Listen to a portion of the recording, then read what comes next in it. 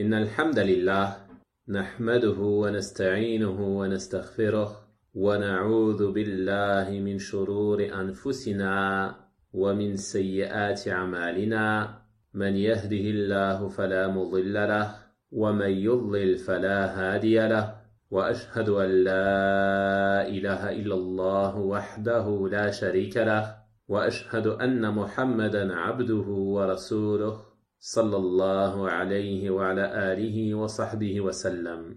وبعد, chers auditeurs, nous en sommes aujourd'hui au chapitre 65 du livre de l'unicité que l'auteur rahimahullah ta'ala a intitulé chapitre On ne demande pas l'intercession d'Allah auprès de l'une de ses créatures. Donc l'intercession, on en a déjà parlé dans un chapitre précédent que l'auteur rahimahullah ta'ala a réservé à ce sujet. Et on a vu que l'intercession, c'est le fait de faire appel à une tierce personne qui va intercéder pour nous auprès d'une autre afin d'obtenir un bien ou d'être protégé d'un mal.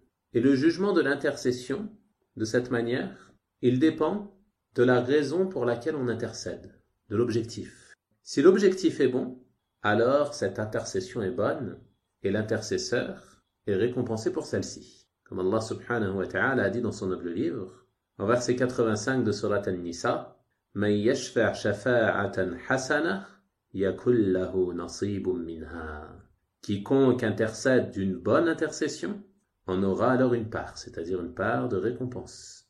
Et le prophète sallallahu alayhi wa sallam a dit dans le hadith authentique rapporté par les imams al-Bukhari et Muslim rahimahumallahu ta'ala, intercédez, vous serez récompensés. Ceci fait donc partie des œuvres de bien. Toutefois, si cette intercession a un objectif mauvais, un objectif interdit, alors celle-ci également sera interdite.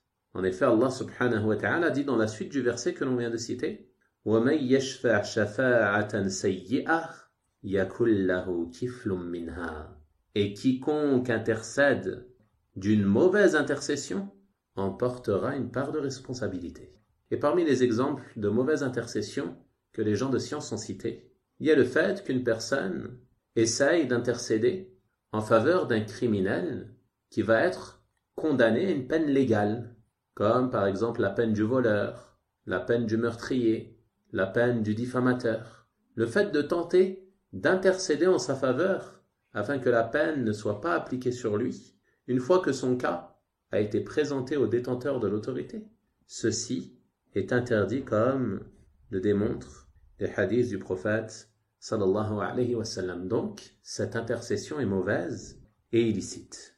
Donc, ceci concerne l'intercession par des créatures auprès des créatures, par des hommes auprès des hommes. Quant au fait de demander l'intercession d'Allah subhanahu wa ta'ala auprès d'une de ses créatures, alors ceci est une chose qui est blâmable. Car celui auprès de qui on intercède, de manière générale, il a un rang plus éminent que celui qui intercède. En général, les gens vont intercéder auprès des rois, auprès des gens riches, auprès des détenteurs de l'autorité, et ainsi de suite. Et celui qui vient intercéder, il a un rang moindre que ce roi ou que ce détenteur de l'autorité. Donc, le fait de demander l'intercession d'Allah auprès d'une de ses créatures, cela revient à considérer que cette créature a un rang plus éminent qu'Allah subhanahu wa ta'ala. Vous comprenez donc pourquoi ceci est une chose qui est sévèrement blâmée. Car c'est une forme de mépris et de rabaissement à l'égard d'Allah subhanahu wa ta'ala. Et ceci porte atteinte à la croyance du tawhid. Et c'est pour cela que l'auteur rahimahullah ta'ala l'a mentionné dans ce livre. Et il a mentionné la preuve à ce sujet tirée de la sunna du messager d'Allah sallallahu alayhi wa sallam, et il a dit, d'après Jubayr ibn Mut'im radiyallahu ta'ala anhu, qui a dit, un bédouin est venu au prophète sallallahu alayhi wa sallam et lui a dit, ô messager d'Allah, les gens s'affaiblissent, les enfants sont affamés et les richesses sont anéanties. Donc, demande pour nous la pluie à ton Seigneur. Donc tous ces méfaits que ce bédouin a mentionnés ici, ils ont été causés par l'absence de pluie, en raison de la sécheresse. Car ceux qui vivent à la campagne, ils dépendent directement de ce qu'Allah subhanahu wa ta'ala fait descendre comme pluie. Donc en temps de sécheresse, ceci leur porte préjudice, car leur plantation ne pousse pas, leur bétail n'a pas de quoi manger, et ainsi de suite. On voit donc à travers cela que la pluie est un bienfait immense parmi les bienfaits qu'Allah subhanahu wa ta'ala accorde à ses serviteurs. Et Allah subhanahu wa ta'ala ne retient la pluie qu'en raison des péchés et des mauvaises actions des serviteurs. C'est pour cela qu'en temps de sécheresse, il incombe à chacun d'entre nous d'être conscient que ceci provient de nos péchés et qu'il nous incombe de nous repentir à Allah subhanahu wa ta'ala et d'implorer son pardon. Donc ce bédouin, il vient au prophète sallallahu alayhi wa sallam et lui dit « Demande donc pour nous la pluie à ton Seigneur. » Et ceci fait partie des habitudes des compagnons radiyallahu ta'ala anhum. Lorsque la pluie ne tombait pas et qu'ils souffraient de la sécheresse, ils se rendaient auprès du prophète sallallahu alayhi wa sallam pour qu'il demande la pluie à Allah subhanahu wa ta'ala. Et ceci fait partie des choses qui sont légiférées, car le prophète sallallahu alayhi wa sallam était vivant. Il se rendait donc auprès de lui et lui demandait d'invoquer Allah subhanahu wa ta'ala afin qu'Allah subhanahu wa ta'ala fasse descendre la pluie. Et le prophète sallallahu alayhi wa sallam répondait favorablement à leur demande. Parfois il invoquait Allah subhanahu wa ta'ala alors qu'il se trouvait au milieu de ses compagnons. Parfois il invoquait Allah subhanahu wa ta'ala lors du sermon du vendredi. Parfois il se rendait au musalla et il accomplissait la prière de demande de pluie. Et après celle-ci il faisait un sermon et il invoquait Allah subhanahu wa ta'ala pour qu'il fasse descendre la pluie. Et on a vu les détails au sujet de cette prière lors de l'étude du chapitre à ce sujet dans le livre Manhaj al-Salikin. Et après la mort du prophète sallallahu alayhi wa sallam, les gens se rendaient auprès des califes bien guidés. Ils venaient par exemple à Omar radiyallahu ta'ala anhu et lui demandaient d'invoquer Allah subhanahu wa ta'ala. Et Omar lui-même demandait à Al-Abbas, l'oncle paternel du prophète sallallahu alayhi wa sallam, d'invoquer Allah subhanahu wa ta'ala afin qu'il fasse descendre la pluie. Donc le fait que ce bédouin soit venu au prophète sallallahu alayhi wa sallam et lui adresser cette demande, ceci est une chose bonne et acceptée. Toutefois, ce bédouin il ne s'est pas arrêté à cela. Mais après avoir adressé cette demande au prophète sallallahu alayhi wa sallam, il lui a dit « Nous demandons l'intercession d'Allah auprès de toi et ton intercession auprès d'Allah. » Et ceci est la parole blâmable qu'il a prononcée. Car il a considéré Allah subhanahu wa ta'ala comme un intercesseur auprès de son messager sallallahu alayhi wa sallam. Et comme on a dit, l'intercesseur, il est d'un degré moindre que celui auprès de qui on intercède. Ceci est donc une forme de mépris et de rabaissement à l'égard d'Allah subhanahu wa ta'ala. C'est pour cela que le prophète sallallahu alayhi wa sallam l'a blâmé et il a dit « Subhanallah, Subhanallah ». Pureté à Allah, pureté à Allah. Et ceci faisait également partie des habitudes du prophète sallallahu alayhi wa sallam. Lorsqu'il voyait ou qu'il entendait une chose qu'il réprouvait, ou une chose qui lui plaisait, il faisait le tasbih. Il disait Subhanallah. Et donc ici, il l'a prononcé à titre de blâme, en raison de la parole que ces bédouins venaient de prononcer. Et il ne cessait de la répéter. Il ne cessait de répéter le tasbih jusqu'à ce que cela se voie sur les visages de ses compagnons. C'est-à-dire que les compagnons ont compris la colère du prophète sallallahu alayhi wa sallam au point d'être touchés eux aussi et que leur colère également se voit sur leur visage. Puis il dit sallallahu alayhi wa sallam s'adressant à ce bédouin « Malheur à toi ». Et ceci est également une parole qu'il emploie à titre de blâme. Sais-tu qui est Allah ? Il lui pose cette question afin qu'il prenne conscience de la gravité de la parole qu'il venait de prononcer, et a attiré son attention concernant le fait qu'il n'a prononcé cette parole qu'en raison de son ignorance de la grandeur d'Allah subhanahu wa ta'ala, de son immensité, de sa majesté, et qu'il est bien au-dessus du fait qu'on le prenne pour intercesseur auprès d'une de ses créatures. Il dit ensuite, sallallahu alayhi wa sallam, « Son rang est bien plus immense que cela.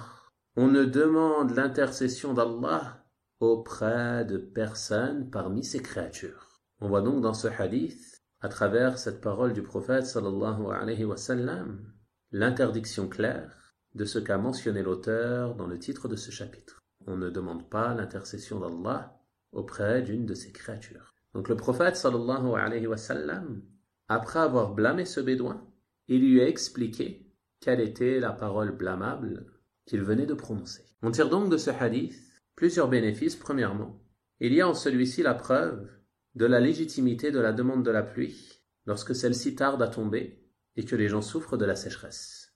Et ceci fait partie des sunnahs confirmés du messager d'Allah sallallahu alayhi wa sallam. Et c'est aussi une preuve que le fait de demander à une personne vertueuse qui est vivante et présente d'invoquer en faveur des musulmans, alors il n'y a pas de mal en cela, incha'Allah ta'ala. En effet, le prophète sallallahu alayhi wa sallam, il n'a pas blâmé ce bédouin pour sa demande, mais il l'a seulement blâmé en raison du fait qu'il a demandé l'intercession d'Allah auprès de lui. Quant au fait qu'il lui ait demandé d'invoquer Allah subhanahu wa ta'ala pour qu'il fasse tomber la pluie, alors le prophète sallallahu alayhi wa sallam l'a approuvé en cela. Ceci est donc une preuve qu'il est permis de demander à une personne vivante et présente d'invoquer en notre faveur ou en faveur des musulmans. Et il n'y a pas de mal en cela, incha'Allah ta'ala. Toutefois, aucune demande ne peut être adressée à un mort, aussi vertueux et aussi éminent soit-il auprès d'Allah subhanahu wa ta'ala, même si c'est un prophète ou un messager, même si c'est un homme pieux, même si c'était un grand savant. À partir du moment où il est mort, il n'est pas permis de lui adresser quoi que ce soit comme demande. En effet, les compagnons radiyallahu ta'ala anhum, on a vu qu'ils avaient pour habitude de se rendre auprès du prophète sallallahu alayhi wa sallam pour lui adresser ce genre de demande.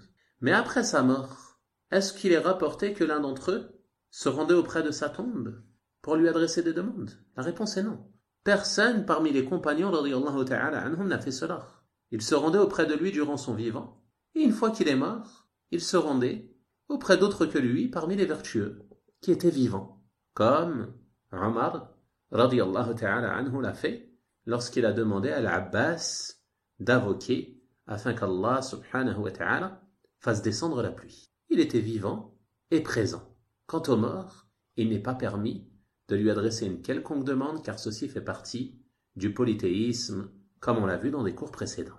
Le deuxième bénéfice que l'on tire de ce hadith, c'est la preuve de l'obligation d'interdire et de condamner le blâmable. En effet, regardez comment le prophète sallallahu alayhi wa sallam a blâmé ce bédouin et n'a pas été complaisant envers lui. Parfois, certaines personnes voient ou entendent une chose très blâmable qui se produit devant eux, mais ils ne disent rien. Ils se taisent ou alors par peur de la réaction des gens ou alors par complaisance. Il dit « c'est un ignorant ». Il dit cela, je ne vais pas le blâmer, il ne va pas comprendre. Ceci est une erreur. Lui, il est ignorant, mais toi, tu n'es pas ignorant, tu sais que c'est une chose blâmable. Donc il t'incombe de le blâmer et de lui enseigner le bien, de lui indiquer que cette chose n'est pas permise et l'orienter vers une chose bonne et permise qui la remplacera, comme on l'a vu dans des hadiths précédents. Le troisième bénéfice que l'on tire de ces hadiths, c'est la preuve de l'interdiction de demander l'intercession d'Allah subhanahu wa ta'ala auprès d'une de ses créatures. Car ceci porte atteinte à la croyance, et c'est un manquement dans le tawhid, et c'est une forme de malfaisance et de mauvais comportement vis-à-vis d'Allah subhanahu wa ta'ala. C'est donc pour cela que l'auteur, rahimahullah ta'ala, a mentionné ce hadith dans ce chapitre. Le quatrième bénéfice que l'on tire de ce hadith, c'est la légitimité de prononcer le tasbih ou le takbir, de dire subhanallah ou encore Allahu Akbar lorsqu'une chose blâmable se produit, ou alors lorsqu'une chose surprenante se produit. Il t'est permis à titre de blâme de dire subhanallah, comme l'a fait le prophète sallallahu alayhi wa sallam dans ce hadith. Et il en est de même lorsque tu es étonné, lorsque tu es surpris par une chose, de dire subhanallah ou Allahu Akbar. Ceci fait partie de la sunnah du messager d'Allah sallallahu alayhi wa sallam.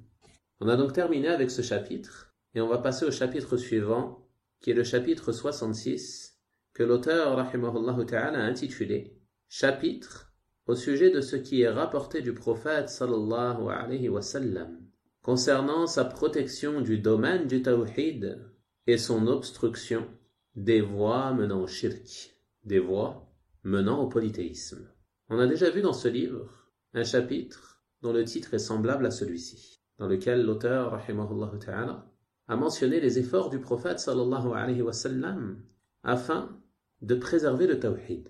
Et ici, il nous montre que le prophète sallallahu alayhi wa sallam a fait de grands efforts afin de préserver le domaine du tawhid, c'est-à-dire même ce qui est autour du tawhid, ce qui s'en approche, ce qui est lié. Et ces efforts pour obstruer tout chemin pouvant mener la personne à commettre du shirk.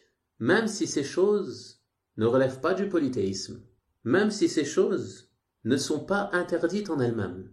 Le prophète sallallahu alayhi wa sallam a interdit ces choses afin de couper court à toute voie menant au shirk et afin de préserver le domaine du tawhid. Car même si une chose est permise, si celle-ci peut conduire à un interdit, alors cette chose devient elle aussi interdite. Elle prend le jugement de la chose à laquelle elle mène. Étant donné qu'elle mène à un interdit, même si elle était permise à la base, elle sera alors interdite. Donc toute chose pouvant mener à un interdit, pouvant mener à l'innovation, pouvant mener au shirk, elle est interdite dans notre noble religion. Et les exemples de cela sont nombreux dans la législation, et nous allons en voir un ici, dans les hadiths que l'auteur, rahimahullah ta'ala, a mentionnés. Il a donc mentionné ici 2 hadiths, et le premier est rapporté par Abdullah ibn Shikhir, radiyallahu ta'ala anhu. Il dit, radiyallahu ta'ala anhu, je me suis rendu auprès du messager d'Allah, sallallahu alayhi wa sallam, avec la délégation de Bani Amir, et nous lui avons dit, tu es notre maître. Il dit alors, sallallahu alayhi wa sallam, le maître c'est Allah. Nous avons dit, tu es le meilleur d'entre nous, le plus grand d'entre nous. Il dit, sallallahu alayhi wa sallam, dites ce que vous dites, ou une partie de ce que vous dites, mais que le diable ne se serve pas de vous. Ce hadith est rapporté par Abu Daoud d'une bonne chaîne de transmission. Ils se sont donc adressés au prophète sallallahu alayhi wa sallam en lui disant « Tu es notre maître ». Et ceci faisait partie des habitudes des Arabes. Lorsqu'ils se rendaient auprès d'une personne éminente, auprès d'un roi, auprès d'un chef de tribu, et ainsi de suite, ils lui faisaient des éloges et prononçaient ce genre de paroles afin de le complimenter. Ils ont donc pensé que le prophète sallallahu alayhi wa sallam était comme les dirigeants des Arabes et comme les rois des Arabes. Ils lui ont donc dit « Tu es notre maître ». Mais le prophète sallallahu alayhi wa sallam les a blâmés. Et il leur a dit « Le maître c'est Allah, le sayyid c'est Allah subhanahu wa ta'ala ». Donc ici le prophète sallallahu alayhi wa sallam, il a voulu couper court à toute forme d'exagération à son sujet.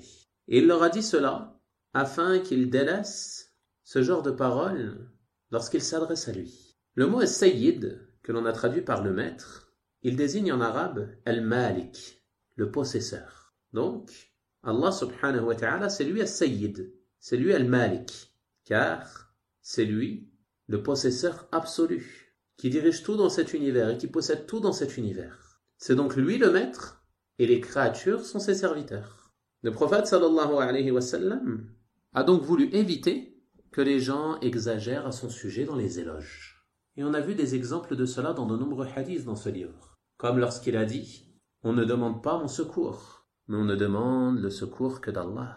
Malgré que ceci concernait une chose pour laquelle le prophète sallallahu alayhi wa sallam était capable de donner son secours à ses compagnons. Mais il a voulu sallallahu alayhi wa sallam enseigner à sa communauté le bon comportement avec Allah subhanahu wa ta'ala. Il dit dans d'autres hadiths, n'exagérez pas à mon sujet, n'exagérez pas dans mes éloges. Je ne suis qu'un serviteur, dites le serviteur d'Allah et son messager. Le prophète sallallahu alayhi wa sallam a donc interdit l'exagération dans ses éloges dans de nombreux hadiths. Et ce, par compassion envers sa communauté et par crainte qu'il tombe dans le polythéisme. Car l'exagération dans les éloges et dans les compliments, cela mène à prendre cette personne qu'on complimente comme associée en dehors d'Allah subhanahu wa ta'ala. D'autant plus si celui-ci est un prophète, ou alors un homme vertueux, ou alors un savant, une personne qui a un rang éminent auprès des gens. Il n'est donc pas permis d'exagérer dans les éloges, car ceci peut mener au polythéisme. De plus, le fait de faire des éloges excessifs à une personne, si cela est fait en sa présence, cela peut le conduire à la vanité. Donc ceci comprend 2 interdits. Le premier est concernant celui qui adresse les compliments, car ceci est une forme d'exagération.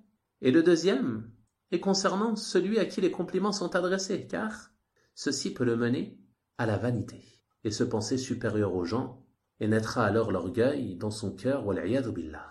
Et l'obligation pour chacun d'entre nous, c'est d'être conscient de son rang et de faire preuve d'humilité et d'avilissement devant notre Seigneur subhanahu wa ta'ala, en étant conscient que nous sommes des créatures faibles, que nous avons besoin d'Allah subhanahu wa ta'ala, et que nous sommes des créatures comme toute autre créature. Et rien ne distingue entre les hommes si ce n'est la piété et les œuvres pieuses. Et on demande à Allah subhanahu wa ta'ala de nous compter parmi ses serviteurs vertueux. Donc le prophète sallallahu alayhi wa sallam, il les a blâmés dans ce hadith afin de fermer la porte à toute voie menant au polythéisme. Puis il leur a dit, dites ce que vous dites, ou une partie de ce que vous dites.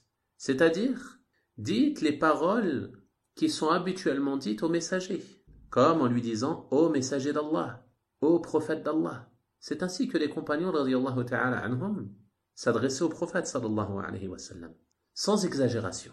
Puis il dit « Et que le diable ne se serve pas de vous ». C'est-à-dire, ne soyez pas des envoyés du diable, de sorte à ce qu'il se serve de vous et de ces compliments que vous adressez, afin d'égarer les gens et de les mener à l'exagération qui les mènera au polythéisme wal-'iyadu billah. Ensuite, le cheikh rahimahullah ta'ala a mentionné un deuxième hadith dans le même sens. Et il a dit d'après Anas, radiyallahu ta'ala anhu, des gens ont dit, ô messager d'Allah. Donc on a dit dans cette appellation, il n'y a pas de mal à s'adresser ainsi au prophète sallallahu alayhi wa sallam, car cela ne comprend aucune forme d'exagération. Ils ont ensuite dit, ô le meilleur d'entre nous et le fils du meilleur d'entre nous, ô notre maître et le fils de notre maître. Le prophète sallallahu alayhi wa sallam les a donc blâmés, car il ne voulait pas de ces compliments, et il voulait qu'on ne le décrive que par ce par quoi Allah subhanahu wa ta'ala l'a décrit, comme le fait qu'il est le prophète et le messager d'Allah sallallahu alayhi wa sallam, et cela lui suffit comme honneur. Il ne voulait donc pas de ces éloges excessifs sallallahu alayhi wa sallam. Il leur a donc dit, ô vous les gens, dites votre parole, mais que le diable ne vous fasse pas tomber dans le suivi des passions. Ou alors, on pourrait traduire selon une autre explication, mais que le diable ne vous pousse pas à votre perte, c'est-à-dire à l'égarement. Il a donc voulu leur dire que ces éloges excessives, elles peuvent conduire au suivi des passions qui vous égareront du sentier d'Allah subhanahu wa ta'ala. Et elles pourront également vous faire tomber dans votre perte, car le diable souhaite votre égarement, vous égarer du droit chemin. Et pour cela, il y va pas à pas, étape par étape, petit à petit. Il va donc commencer par ce genre de choses que les gens pensent anodines et insignifiantes.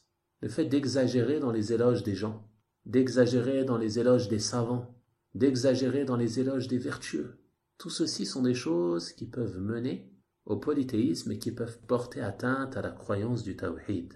Le musulman, il doit donc prendre garde au diable et à ses ruses et à ses pièges. Car un petit péché, il peut rapidement devenir grand si la personne n'y prête pas attention. Wal-'iyadu billah. Le prophète sallallahu alayhi wa sallam leur a ensuite dit, je suis Muhammad, le serviteur d'Allah et son messager. Je n'aime pas que vous m'éleviez au-dessus du rang qu'Allah subhanahu wa ta'ala m'a donné. Et l'auteur nous dit que ce hadith est rapporté par An-Nasa'i d'une chaîne de transmission qui est bonne. Le prophète sallallahu alayhi wa sallam nous explique ici la raison pourquoi il a interdit cela. Il n'aime pas être élevé à un rang qu'Allah subhanahu wa ta'ala ne lui a pas donné. C'est-à-dire qu'il a eu peur que ses éloges les mènent à exagérer à son sujet, au point de l'élever au-dessus de la place qu'Allah subhanahu wa ta'ala lui a donnée, qui est la servitude et la prophétie, et le fait qu'il est le messager envoyé par Allah subhanahu wa ta'ala. Il a donc craint que des gens exagèrent et l'élèvent au-dessus de cela, comme les chrétiens l'ont fait avec Isa alayhi salam. On tire donc de ces deux hadiths différents bénéfices. Le premier, qui est le plus important ici, car c'est ce qui est lié à ce chapitre, c'est l'interdiction d'exagérer au sujet du prophète sallallahu alayhi wa sallam en le décrivant par des caractéristiques qu'Allah subhanahu wa ta'ala ne lui a pas données, comme le fait que c'est lui qui sauverait du châtiment, ou encore qui pardonnerait les péchés, ou qui secourirait les serviteurs au jour de la résurrection. Beaucoup de personnes aujourd'hui pensent cela concernant le messager d'Allah sallallahu alayhi wa sallam. Et ils prononcent même des paroles en ce sens dans des poèmes, comme c'est le cas de ce poème qui a appris et récité dans de nombreux endroits, appelé Al-Burda d'Al-Busayri. Ce poème, il contient de l'exagération à l'égard du prophète sallallahu alayhi wa sallam qui relève du polythéisme. Dedans, il dit une phrase dont le sens est que nul ne peut sauver du châtiment au jour de la résurrection si ce n'est le messager d'Allah sallallahu alayhi wa sallam. Qu'a-t-il laissé à Allah si seul le messager sallallahu alayhi wa sallam peut nous sauver? Qu'en est-il d'Allah? Et ce poème, il est appris et récité dans de nombreux pays. Il le récite notamment lorsqu'il célèbre le Mawlid, ainsi que d'autres poèmes contenant de nombreuses phrases relevant du polythéisme et de la mécréance. Et tout ceci en raison de leur exagération à l'égard du messager d'Allah sallallahu alayhi wa sallam. Si tu souhaites faire les éloges du messager d'Allah sallallahu alayhi wa sallam, tu ne dois le faire que de la manière légiférée, en disant qu'il est un serviteur, qu'il est un messager, qu'il est un prophète, qu'il est la meilleure des créatures, le meilleur des hommes. Il n'y a pas de mal en cela, comme cela est venu dans les poèmes de certains parmi les compagnons radiyallahu ta'ala anhum. En cela, il n'y a pas de mal, car ce sont réellement ses qualités sallallahu alayhi wa sallam. Le deuxième bénéfice que l'on tire de ces hadiths, il concerne le mot as-sayyid. On voit ici que le prophète sallallahu alayhi wa sallam leur a interdit de le qualifier ainsi. Et ceci est problématique car le prophète sallallahu alayhi wa sallam s'est lui-même qualifié ainsi dans certains hadiths et il a même qualifié de sayyid certains de ses compagnons. Il dit par exemple dans un hadith authentique rapporté par At-Tirmidhi et d'autres: je suis le maître des enfants d'Adam. Et il a dit au sujet de son petit-fils Al-Hassan, le fils de Ali: mon fils que voici est un sayyid, est un maître. Il dit également Al-Hassan et Al-Hussein, ces deux petits-fils, les enfants de Ali et Fatima radiyallahu ta'ala anhum ajma'in, ce sont les deux maîtres des jeunes des gens du paradis. Et lorsqu'on est venu avec Sa'd ibn Mu'adh radiyallahu ta'ala anhu, le prophète sallallahu alayhi wa sallam a dit aux Ansar: levez-vous vers votre maître. Donc comment réunir entre ces différents hadiths? Les gens de science ont divergé à ce sujet en différents avis. Le premier avis est l'interdiction d'utiliser le mot as-sayyid concernant une créature. Mais ce nom est réservé à Allah subhanahu wa ta'ala. Comme cela est venu dans le hadith que l'auteur rahimahullah ta'ala a mentionné, as-sayyid, c'est Allah. Et concernant les hadiths que l'on vient de mentionner, ils ont dit que ce sont des hadiths qui ont précédé celui-ci. Car ce hadith que l'auteur rahimahullah ta'ala a mentionné, et cet événement, il s'est déroulé l'année des délégations. L'année où de nombreuses délégations se rendaient auprès du prophète sallallahu alayhi wa sallam. Et ceci était la 9e année de l'Hégire. Donc ils ont dit que ce hadith vient abroger les autres qui l'ont précédé. Le deuxième avis est qu'il est permis de manière absolue de qualifier une créature comme étant as-sayyid, comme le démontrent les hadiths que l'on a mentionnés à ce sujet. Et ils ont dit que le hadith mentionnant l'interdiction, il nous prouve que ceci est détestable et non pas interdit de manière absolue. Le troisième avis est que cela est permis de façon absolue et que cela n'est pas détestable, sauf dans le cas où on craint l'exagération. Le prophète sallallahu alayhi wa sallam, il a interdit cela car il craignait l'exagération à son sujet. Donc si on craint qu'une personne exagère au sujet d'une autre, on lui interdira de qualifier cette personne comme étant un sayyid, comme étant le maître. Mais si on ne craint pas l'exagération, alors il n'y a pas de gêne en cela. Et il y a également un quatrième avis qui mentionne que cela est permis, sauf lorsque cela est prononcé en présence de la personne. En effet, le prophète sallallahu alayhi wa sallam, dans ce hadith, il a blâmé ces gens qui lui ont dit ces paroles face à lui, en sa présence. Donc, il est interdit de dire à une personne en sa présence: tu es le sayyid, ou alors tu es notre maître, tu es notre sayyid, ou d'autres paroles semblables. Et ce, par peur que cette personne soit prise de vanité. Comme le prophète sallallahu alayhi wa sallam a interdit de complimenter une personne en sa présence. Ceci sont donc les différents avis des gens de science concernant cette question.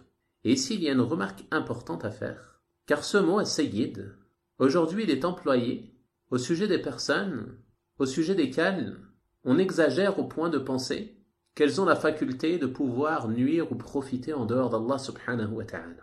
Comme c'est le cas de ce que font nombre de personnes parmi les adorateurs de tombes, parmi les confréries soufis et autres, qui appellent les hommes qu'ils qualifient comme étant des vertueux et qu'ils adorent auprès de leurs tombes, comme étant leur sayyid. Et c'est pour cela que lorsqu'ils invoquent, ils disent « Ya Sidi Fulan, Ya Sidi Fulan » et ainsi de suite. Donc dans cette situation, il n'y a aucun doute que si cette parole est accompagnée de cette croyance, alors elle est interdite.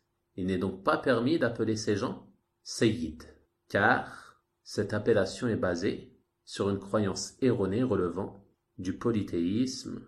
Wallahu al-musta'an. Enfin, le troisième bénéfice que l'on va mentionner ici, et c'est ce pourquoi l'auteur, rahimahullah ta'ala, a mentionné ces hadiths dans ce chapitre, c'est la preuve que le prophète sallallahu alayhi wa sallam faisait de grands efforts pour protéger le domaine du tawhid et couper court et obstruer toutes les voies pouvant mener au polythéisme. On voit ici qu'il a interdit de le qualifier comme étant le maître, de le qualifier comme étant le meilleur, de le qualifier comme étant le plus grand. Alors que le prophète sallallahu alayhi wa sallam, il est réellement le maître des enfants d'Adam.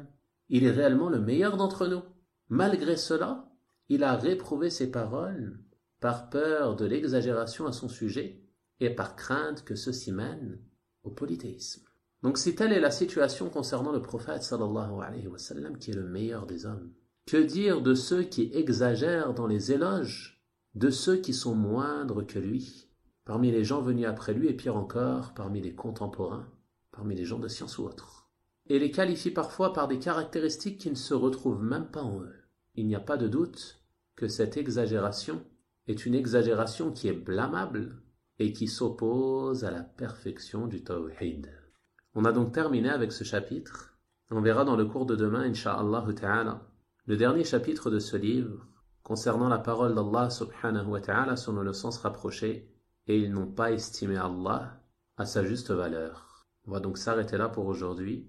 Wa sallallahu wa sallama wa barak ala nabiyyina Muhammad wa ala alihi wa sahbihi ajma'in walhamdulillahi rabbil alamin wa jazakumullahu khayra.